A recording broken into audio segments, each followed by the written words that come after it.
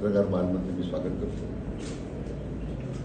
गेले 15 दिवस राज्याच्या जलसंपदा विभागाच्या वतीने पहिल्यांदाच जल व्यवस्थापन पंधरवडा आपण साजरा केला आणि त्यानिमित्तानं वेगवेगळ्या गावांमध्ये धरणाच्या लाभ क्षेत्रामध्ये शेतकऱ्यांच्या बरोबर संवाद करताना अन्य यंत्रणेबरोबर सुद्धा समन्वय करण्याचं मोठं काम या पंधरवड्यामध्ये झालं. हा मला वाटतं राज्यामध्ये असा पहिलाच उपक्रम होता. त्याचा समारोप 2 तारखेला केंद्रीय जलसंपदा मंत्री जे आहेत, जलशक्ती मंत्रालयाचे मंत्री माननीय CR पाटील साहेब यांच्या उपस्थितीमध्ये तो कार्यक्रम या ठिकाणी 15 वेळाचा समारोप होणार आहे.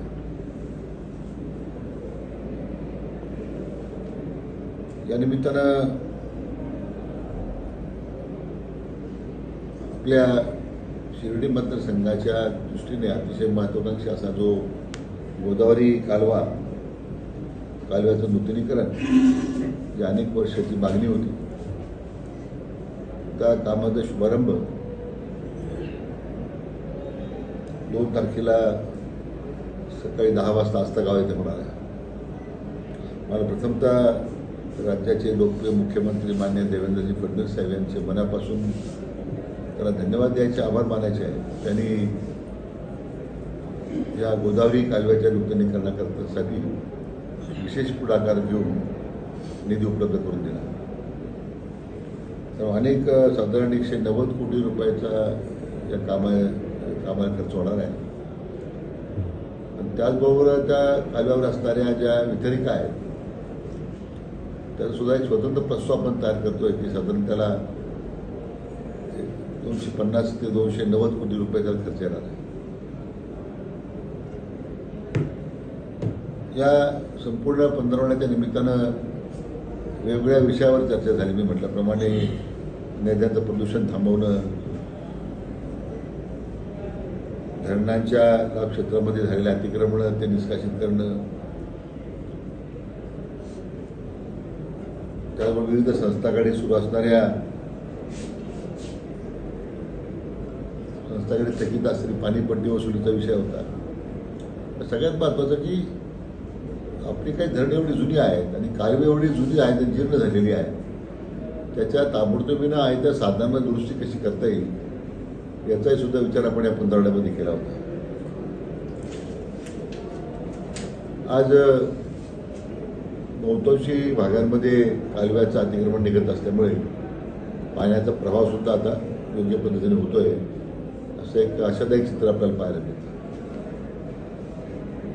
या कार्यक्रमासाठी केंद्रीय जलशक्ती मंत्री माननीय CR पाटील साहेबांनी यावं माझा विशेष आग्रह होता.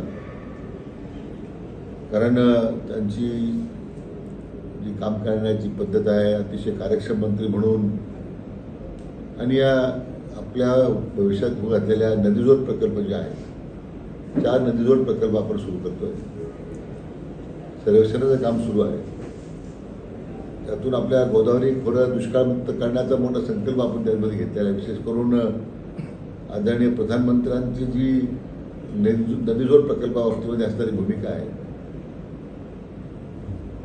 अतिशय सकारात्मक असल्याने आणि त्याचबरोबर या मंत्रालयाची जबाबदारी CR पाटील साहेबांकडे असल्यामुळे त्याचा फायदा आपल्याला ह्या नदीजोड प्रकल्पासाठी व्हावा अशा प्रकारचा प्रयत्न आम्ही करतोय.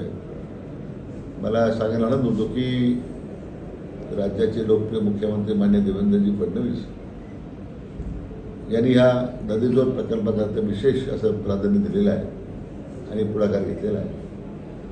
मला वाटतं तुटीचं खोरं गोदावरी खोरं आहे, त्याचबरोबर भंडारदरा असेल, मुळा असेल, या भागामध्ये काही आपल्याला काम करता आलं, अतिरिक्त पाणी निर्माण करता आलं तर तो आमचा प्रयत्न राहील.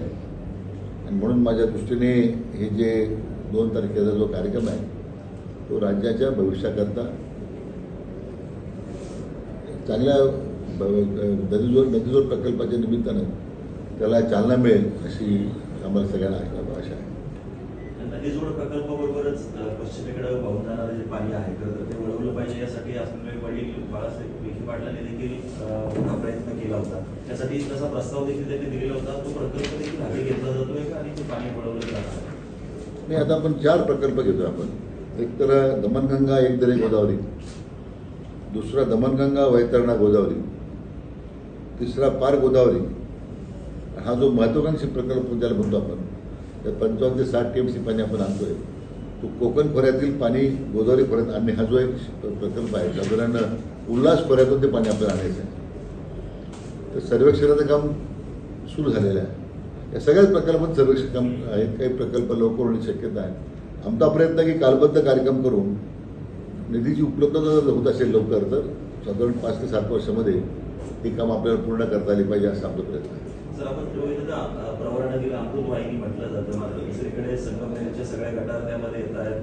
कोलारमध्ये सगळी कचरा कुंडी त्या याच्यामध्ये नदीमध्ये झाली आणि गावागावातलं पाणी जे आहे ते त्यामध्ये मिसळलं जातं. कुठेतरी पाणी पुरवठा योजना त्यावरती आहे.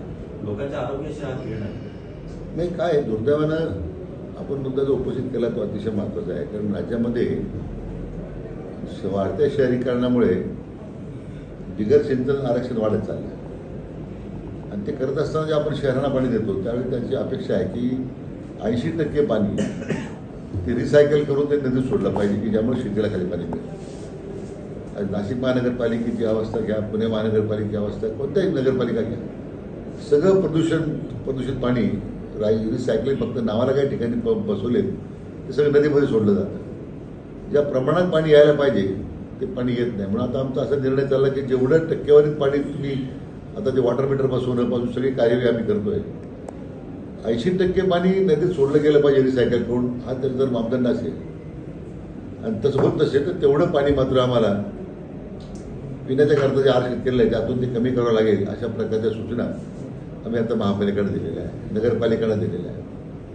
विशेष करून नदीकाठचे जेवढे ग्रामपंचायती आहेत, नगरपालिका आहेत, त्यांना स्वतः ETP प्लांट बसवता येत नाही, क्षमता नाही. असे क्लस्टर करून जलसंपदा खात्याकडूनच असे क्लस्टर करून ETP प्लांट बसवावेत ज्यावर नदीचं पात्र आणि नदीचं पाणी स्वच्छ राहील असा आमचा एक महत्वाकांक्षी उपक्रम आहे. पण हे प्राथमिक अवस्थेमध्ये अजून त्याला पूर्णतः स्वरूप देण्यात आलं नाही. परंतु प्रदूषणमुक्त नदी झाली पाहिजे हा सगळा आमचा त्यासाठी प्रयत्न आहे.